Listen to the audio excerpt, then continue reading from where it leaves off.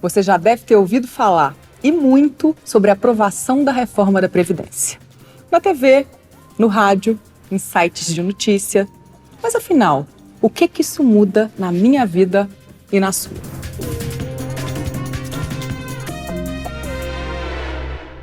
E para falar sobre isso, o professor da COPEAD, UFRJ, e especialista em Previdência, Carlos Heitor Campani, ele está aqui com a gente hoje. Professor, muito bem-vindo.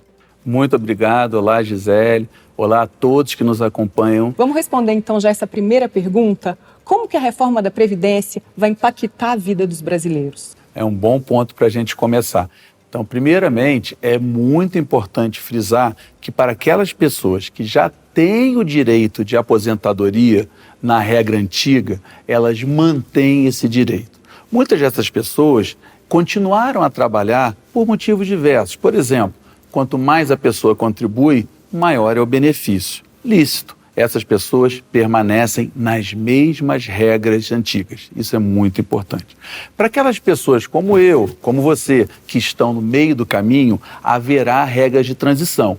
E aí eu sugiro que cada pessoa analise as regras de transição, porque é permitida escolher a melhor regra para o contribuinte.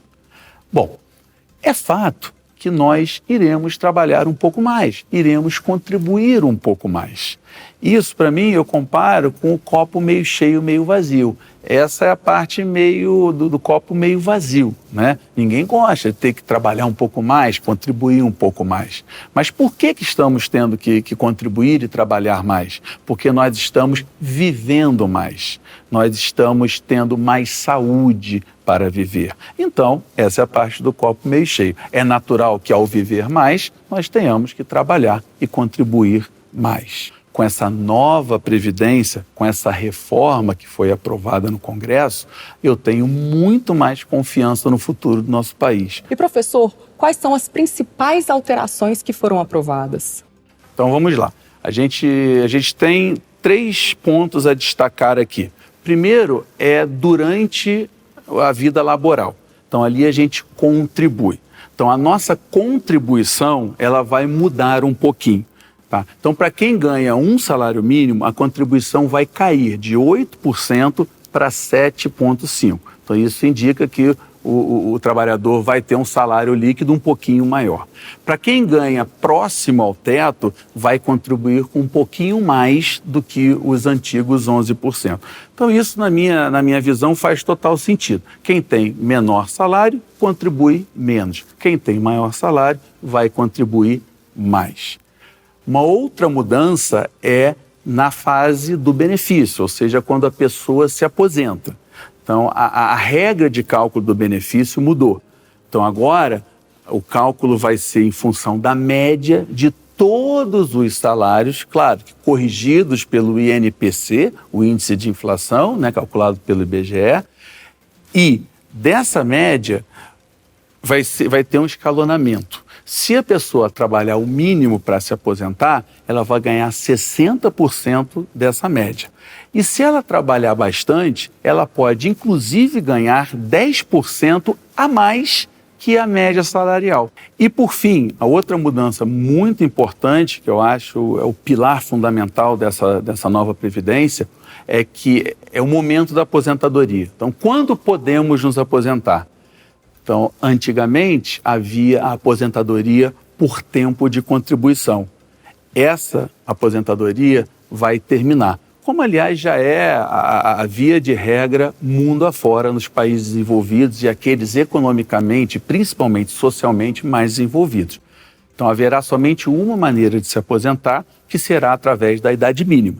Então, a idade mínima para homens vai ser de 65 anos e a idade mínima para mulheres será de 62 anos. Com a reforma, então, qual que é a importância da gente se preparar financeiramente para o futuro? Esse ponto é muito bacana, porque toda a discussão em torno da reforma, né, sejam com argumentos a favor, sejam argumentos para construir uma reforma melhor, trouxe esse ponto para o debate na sociedade. Então, isso fez com que muitas pessoas passassem a se preocupar com o futuro, a fazer as contas. Então, eu acho que o mais importante é que cada pessoa deve fazer uma análise. Já é muito comum a gente dizer, né, em educação financeira, olha, coloca suas despesas, suas receitas, planilha, faz a conta, vê o que sobra, faz uma força para sobrar. Isso é muito importante. E mais importante ainda é você se planejar para o futuro de médio e longo prazo. Aquele futuro que a gente acha que vai demorar muito a chegar, que nem vai chegar, mas que a gente quer que chegue, né? A gente quer viver até lá. Então, eu acho muito importante que as pessoas se planejem para a aposentadoria. E como fazer isso? Através de uma acumulação. Não importa o quanto você acumule, é aquilo que você pode acumular, mas qualquer acumulação que seja mensal, com regras e respeitada, vai te gerar lá na frente um benefício. E aí, tem um exemplo que eu gosto sempre de dar, é como se a gente imaginasse que a gente precisasse, quando se aposentasse, subir no alto de um morro.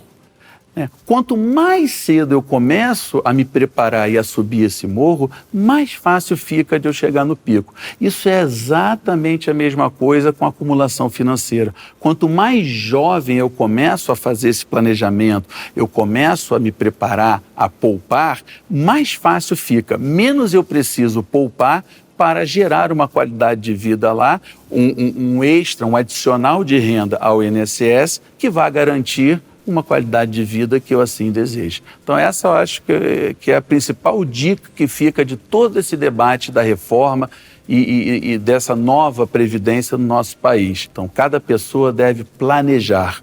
O seu eu presente deve planejar um eu futuro muito melhor. Anotaram as dicas, né? Professor, muito obrigada. Gente, até o nosso próximo encontro.